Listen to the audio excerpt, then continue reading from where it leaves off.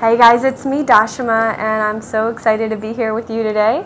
I'm going to be sharing some conscious business and marketing tips, I guess you could call this. This is a workshop we're offering at my yoga teacher trainings and retreats now, and a lot of people come to me all the time asking questions about, how to build a successful business, and I've been studying this for over 20 years, so I figure, well, I might as well share some of the knowledge that I have and what's worked for me over the years and what I've learned, and hopefully it can help you as well. So just a few things to consider before we get started. You might want to get a pen and paper so you can take notes, or you can also pause the video if you want at any time, and so that we can kind of do this together in a workshop style format. So that's number one. And the other thing is, I want you just to invite you to keep an open mind, because there's so much I could teach. It will take much longer than what I'm going to offer you in this short video. If you want to learn more, I potentially will put out more information for you, or even invite you to some live trainings or coaching. But for now, this will get you started on the right foot, and my goal and intention of this session is to get you aligned with your purpose and move you in the direction of creating the life and the business of your dreams and aspirations, so that you can live a life of freedom that supports you both energetically, financially, spiritually, mentally, physically, and on all levels for yourself and for your family. And that's what it's really all about. I know a lot of people in the conscious business realm tend to have mixed feelings about money in general. So one of the things I really want to start with is just energy and what is money, and how can we form a really positive relationship towards money in general, both in our personal lives and then on a global level. So let's start there. I know my personal journey, I'll just share a little bit about my story so you can understand where I'm coming from. I was born into, my parents were hippies, I'll just say that, living in the land, and kind of anti-societal in the sense that they didn't really believe in the construct of modern society and how money is exchanged in the workforce. And so they moved out into the rural areas of northern Florida and decided to grow their own food, and my mother made our clothing, and we lived at home, and we were homeschooled, and we had this really interesting, unique, off-the-grid type of lifestyle for the first 7 years of my life. So part of that instilled in me a deep reverence and appreciation for nature and for the holistic health and all of that. But at the same time, I didn't develop the most positive or kind of affirming relationship with money. And so it's taken a lifetime, and after moving through foster homes and all of the different life experiences that I've been through, a journey and a process of learning how to embrace the concept of abundance, and really understanding the exchange of energy that money is in the world. So there was a time I learned in business school, I have a business major from college. There was a time before money, and people used to exchange products. So it was all on this barter system. So if you wanted to buy land, you might trade 10 cows or something like that. But there was a time where that became a little burdensome, because in order to carry your 10 cows across the land, it was a lot of effort and it was very inefficient. So that's when money came around, and so they developed quantities of numerical value, and in coins and in weight of gold and things like that, that could be quantifiable, that could exchange for the cow and the land. Instead it became like a currency. And then from there, as macroeconomics teaches us, it's developed into what is now a paper currency, and even beyond that into a digital currency, which is very interesting because it's moving beyond the physical, and it's become a very invisible currency, where a paper, how is a paper worth something, and what is the value that we place on this currency? So this is an interesting progression that we've come to as a human evolution, and in our societies as we evolve and hopefully grow our understanding of what it is to exchange money and exchange energy for services and products. And so here we are in the modern time, and we do a lot of things with credit cards, and so the value of things is kind of in question at times. And actually, it's never before in history been such a time where we create our own value and our own perception of value is also created from within. So this is a really important fundamental understanding of how to be successful, how to be prosperous, how to create a career that has a good flow in it. So just to understand the very basis on that level, where we are in today's society is that as a career, when you're starting out, you're establishing yourself with a value. And then as you grow, as you expand, as you accumulate more resources, more connections, more business knowledge and skills, then your value can also expand along with that.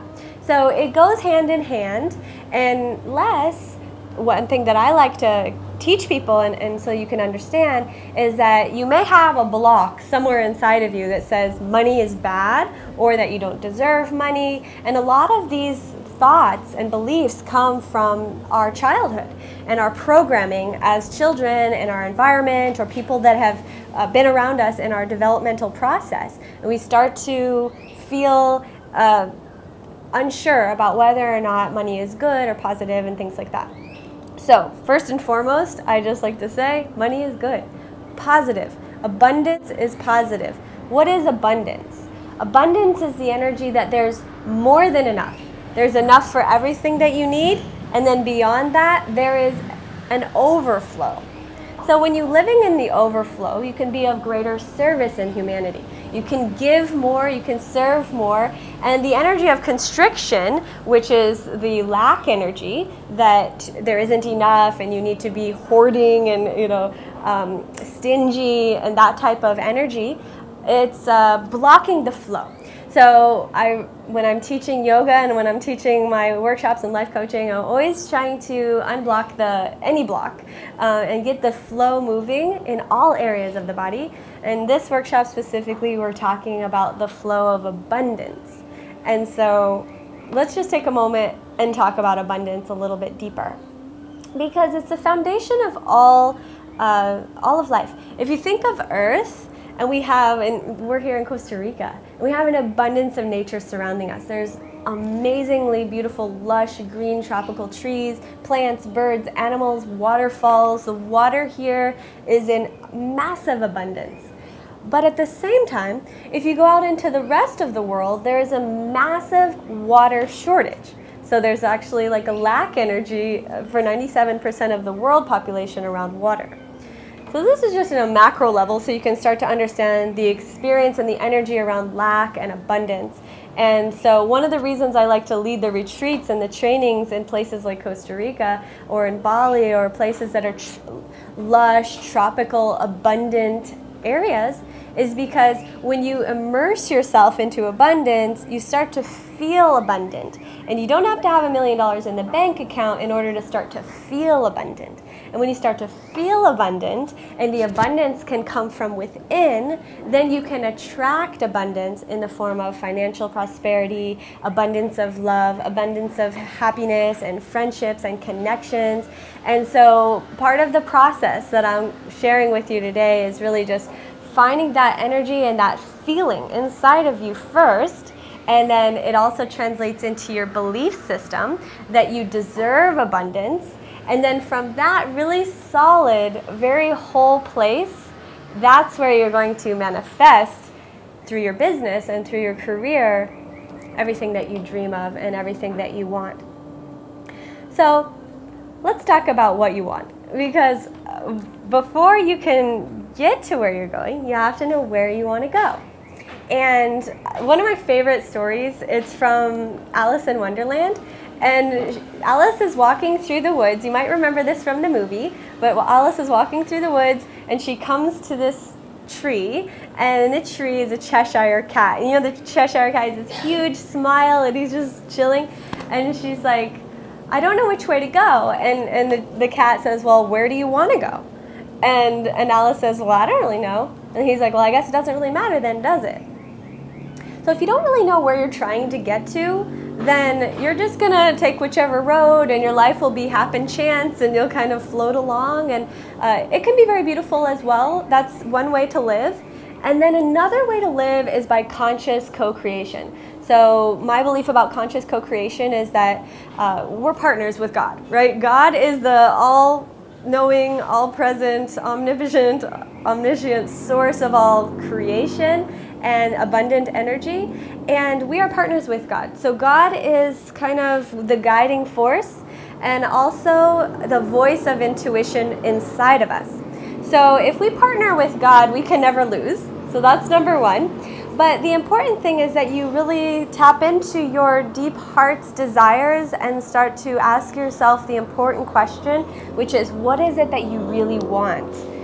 And what would you like your life to be like? Because when you have that clear, then everything else will fall into place. You'll start to attract the support that you need. You'll align with the people that are going to help you along the journey. And you'll get to where you're desiring to go because you have the map, and the map will start to take shape once you understand what it is that you're trying to do. So this is really fundamental, like before you even get into talking about marketing, social media, and like branding and everything else, the key element is, what is it that you really want? And then here's the other part of it. Why do you want it? Every success coach that I've ever worked with throughout my whole career has always started with that, the fundamental question of why. What is your why? What is your reason for doing what you're going to do? For me, I'll just explain. When I was in college, I started a group. It's called the Entrepreneurs United Freedom Fighters. And it was all about creating your own business and really like creating your own life and taking life by the reins and being a leader of your own life and making a business that would be sustainable and provide you with a residual income that can support you even if you maybe can't work or if you want to take time off. And so for me, that was really important. And my reason for that, I think at the fundamental level, has always been to be of greatest service to humanity. I desire to be of service and to self-actualize. So in order to reach the highest potential that I have in this lifetime. And I think the other part is kind of like freedom. At the fundamental core of my truth is that I feel I hold freedom above pretty much many other values. So you got to really think about for yourself. Now that was my story, but for you, what is it that drives you? Because that's going to be really important as you move through the steps and the action that it takes to build a successful business, to build a career and to build a brand or whatever it is that you aspire to do, is to have that reason and the why and the purpose in place. Now I'm going to do a little practice with you. I do this with all my coaching clients and it's very effective and powerful. It's a way to write a mission statement for your life. So I learned how to do this when I was like 18 and I wrote the mission statement for my life, and this is how it goes. You guys going to do it with us? If you want. So you're going to write a mission statement for your life. Get out your pen and paper and you just write down the 5 adjectives that you feel most connected to, that resonate most deeply with your soul, right? So like for me, when I was writing mine down, and you can write more than 5, but then you're going to end up picking just the top 5. So there was inspiration, service, self-actualization, excellence, and achievement. And at the time, I was 18, those were my words, right? I was like, these are mine, achievement, self-actualization, inspiration, service to others, and excellence. So I still, to this day, we're 15 years later, and I still feel really strongly connected to that. So I've sort of kept my mission statement all these years. So, and then with these words, you start to formulate a statement. So this is how mine sounds. I inspire others to achieve excellence through a balance of personal growth and self-actualization. So now you write yours. And if you need to, you can pause the video so you can just take some time to do this. And don't say I'll do it later, but do it now, because I really encourage, like when you say you're going to do something later, that's called procrastination. And in life, you'll find that the people that take action in the now are the people that get things done, and they're the people that actually succeed the most in life. I had a billionaire mentor coach, me and my boyfriend, when I was in college, and it was so cool because we asked him, what's the secret for success? And he said, and I will never forget this, he said, one of the things that I feel is really important is that I always respond to whatever's in front of me right then and there. I don't put things off for later. And the reason for is this. Let's say you get an email and it's pretty important, but then, and I'm guilty of this sometimes, so I'll just say, but sometimes you'll click mark unread. You're like, I'm going to go back to that later, right? So what it's doing is it's actually making it twice the investment of time for that one thing. If you would just respond to it right the first time, then it's already done. Now you have that out of the way. Instead, you go back to it later, and so it's taking you double the time. So this is really kind of like a simple thing, but it's starting to give you an idea of a relationship to effectivity, productivity, and success. Because success, there's a saying in all the books that says success leaves clues. And everybody that reaches high levels of success kind of follows a similar formula, but through different ways. And there are many different roads that will lead you to success, but certain fundamental truths ring throughout all the paths, right? So one of them is productivity, getting things done in a timely manner in efficient ways and leveraging your time, as well as not procrastinating. So procrastination is like the death of dreams. When you put things off and you put things off and you're like one day, and then one day comes never. You know what I mean? It's now, and that's all you have. And even the most enlightened yogis throughout all of history, that's the fundamental teaching, is that all we have is now. And so if you're always thinking future, I'm going to do that one day, or if you spend too much time dwelling in the past, you're never going to get to the success level that you really want to. So really take an honest, sincere look at yourself inside and say, how much time am I wasting thinking about the past, dwelling on the energy of past? Or how much am I spending energy just putting things to the future? And then what am I really getting done in the now? Like, what's getting done? I'm going to give you another secret. Over the years, I have gone through a tremendous evolution in my own consciousness in relation to time and effectivity, productivity, and relationship to getting things done. So there was a time in my life where I felt like I needed to do everything because I'm the only one that could get things done right. I don't know if you can relate to that. Anybody can relate?